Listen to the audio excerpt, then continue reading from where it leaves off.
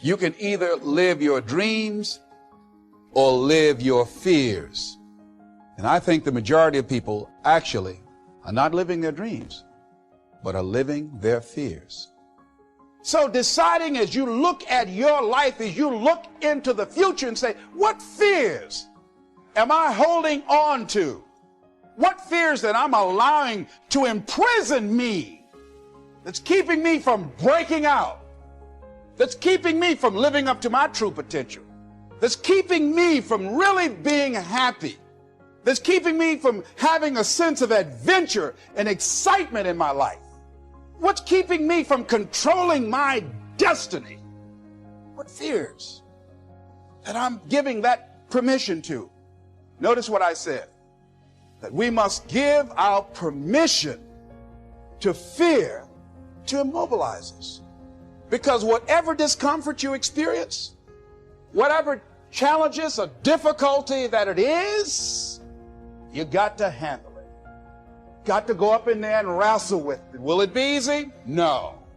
Will it be challenging? Yes. What do you want me to tell you? That it's going to be a picnic? No, it's not. It's going to kick your butt? Yes, it is.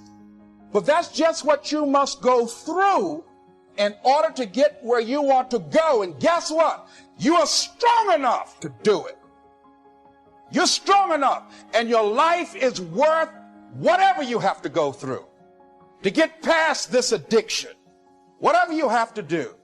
This dream you got, whatever you want to do, will it be easy to just run out there and do it? No. Will it happen overnight? No.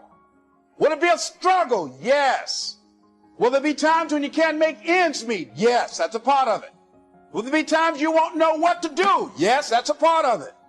Will you have some opposition? Will things go wrong sometimes? You will have many visits from Murphy. Somebody must have told us someplace along the line, I don't know where, but somebody must have told people, oh, life is going to be real easy. No. If they told you that, I've got a special announcement. They lied. Isn't that something about life is challenging? I mean, it's some stuff you get out here, you didn't read it in a book nowhere. Didn't nobody warn you that it was going to come down on you like this? That's called life. I would like to submit for your consideration that you are not living until you have been living in a scary place. You don't know who you are until you've been in a scary place.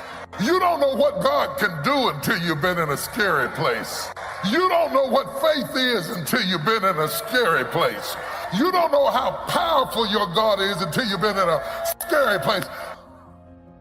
See, when you accept yourself and you accept fear as a fact, that means that it's something that happens. It's something that you're going to experience, but it is not a force to hold you back.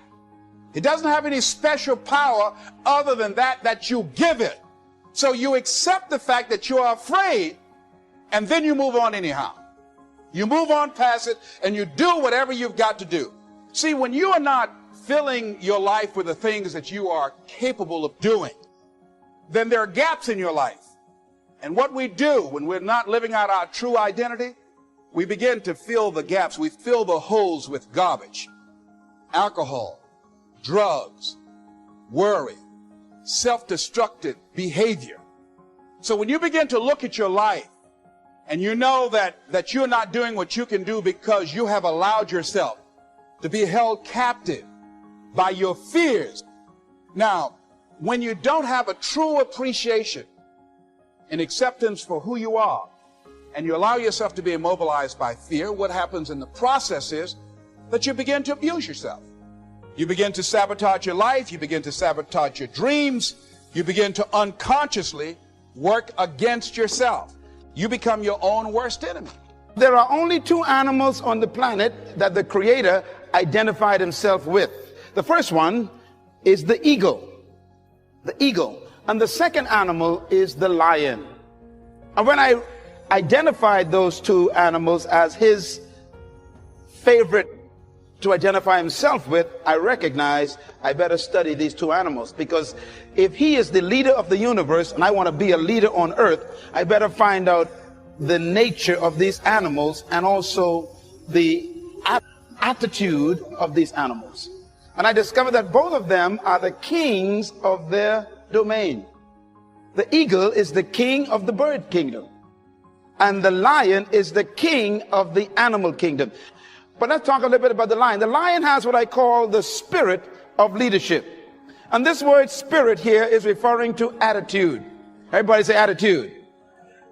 A leader has an attitude that makes him or her different from followers. Now, the lion is the king of the jungle, but the lion to me is a great source of encouragement to all of us.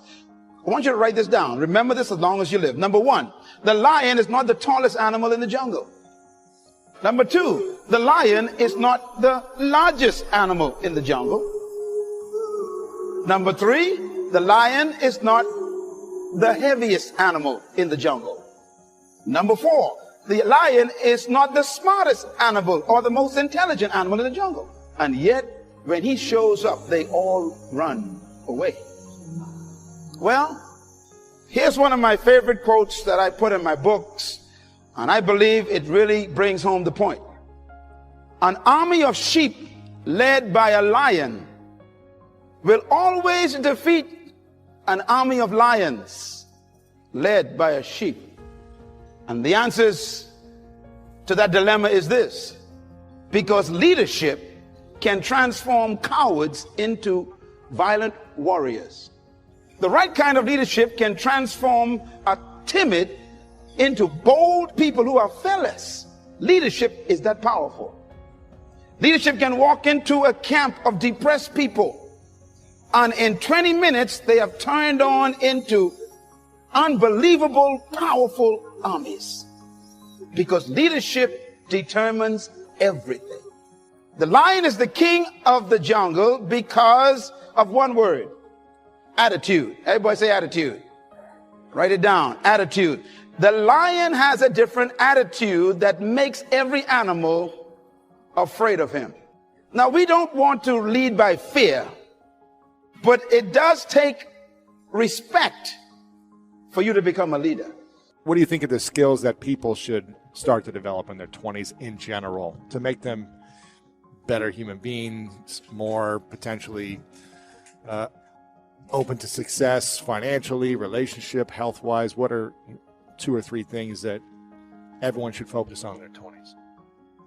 Well, it certainly doesn't hurt to be in good physical condition, so we can walk through it. Stop drinking too much. How do you know if you're drinking too much? You regret what you do when you're drinking. It's interfering with other important goals. It's causing you financial distress. It's getting you in trouble with your friends or your family. It's getting you in trouble with the police. Okay, so stop abusing substances if you can, right? If you see that they're hurting you. And alcohol is particularly pernicious in that regard. So, physical health. Are you in decent shape? Are you strong and coordinated? And if you're not, well, you'd be better if you were. You'd feel better, you'd be more effective, you'd live longer, you'd be less sick. And you really see that mount up. Like if someone's been in shape once in their life, they age way better. And it's also a really good way of maintaining your cognitive ability. Like, you know, you hear about those exercises that you can do online to make you smarter and keep your cognitive ability intact. Yep. Those don't work. There's no evidence that they work. People keep saying that they make you smarter or they maintain your cognitive function. Psychologists have studied that for 50 years, hoping that one of those things will work. Trying all sorts of creative tacks, they don't work. Exercise works. Cardiovascular and weightlifting, you start to decline in your fluid intelligence at about the age of 25. And it's a linear trend downhill, and it can accelerate as you get older. It's just like this, quite ugly. If you exercise, you stave that off. So that's really useful. Maintain your relationships and foster them. So when I look at successful people, they're really good at something. They're reliable, right? You can count on their word. They're generous, and they have a wide connection network, which becomes more and more valuable as you get older. Yeah. So it's one advantage that older people really have over younger people. They have a connection network, and a connection network is Huge. well, you could be connected to 1,000 well-connected people. Okay, that means you are connected to the entire world. Right, it's unbelievably valuable. And that's one of the things that's so absolutely remarkable about the situation that I'm in right now. As far as one of the great benefits is I can contact pretty much anybody and they'll talk to me. It's like, really? That's so cool. I'm interested in infrastructure for reasons I won't get into, but I'm interested in infrastructure development. I think it's a good method of wealth transfer. It's a good solution to the problem of inequality and employment.